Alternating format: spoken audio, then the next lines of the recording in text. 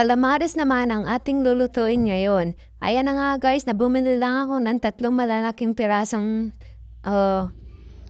pusit at ating lilinisan ang ating pusit.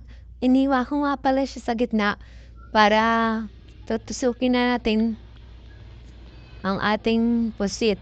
At ayan na nga, pagka nalinis yun na, itutusukin natin sa stick ang ating pusit at hihiwaan natin sa gilid ng 3 para hindi siya mamaya magkulubot.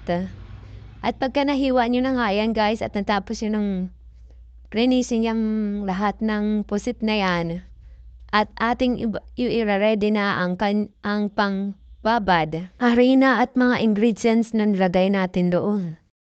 At ayan na nga guys, ang tagal-tagal linisin ng ating pusit. At habang hindi pa tapos ang ating paglilinis ng ating pusit, gusto ko lang palang magpasalamat sa lahat ng mga nag-suporta sa aking video, sa lahat ng mga nanood, nag-follow, at nag-likes ng aking mga video. Maraming salamat guys sa suporta. At sana huwag kayong magsawa. At ayan na nga ang aking pusit. Ang sarap niyan guys. Nung naluto na, ubos ko pala yan. At kumain din si Kano ng isang. Ayan na nga ang ating harina.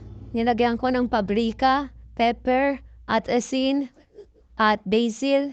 And then naglagay din pala ako ng magic sarap dyan. At konting seasoning. Ay, ayan na nga guys, halu-haluin lang natin. Tapos ibababad natin dyan yung ating tinusok na pusit. Ayan na nga, binabad ko sa egg ang ating pusit. At ilalagay natin doon sa ating minix na harina. Ayan, kinamay ko na nga. Pero naghugas naman ako dyan guys ng kamay. Kaya malinis ang aking kamay. Ayan. Tapos pagkatapos nyan guys, makot natin ang ating ang gagawing calamares. Nagpainit na rin pala ako ng pan dyan para mamaya ready na ilagay. At ayan na nga guys, ang ating calamares, niluto ko na yung isa. Ang ganda, ang sarap. Gusto nyo na bang kumain? Ako rin, gusto ko nang kumain. Sarap eh. At ayan na nga guys, niluto lang natin yan ng 2 minutes. Magkabilaan at isinalang ko na ang pamalawa. At low heat lang pala yan guys para hindi masunog. Kasi madaling masunog. At ayan na nga guys, ang finished product ng ating calamares.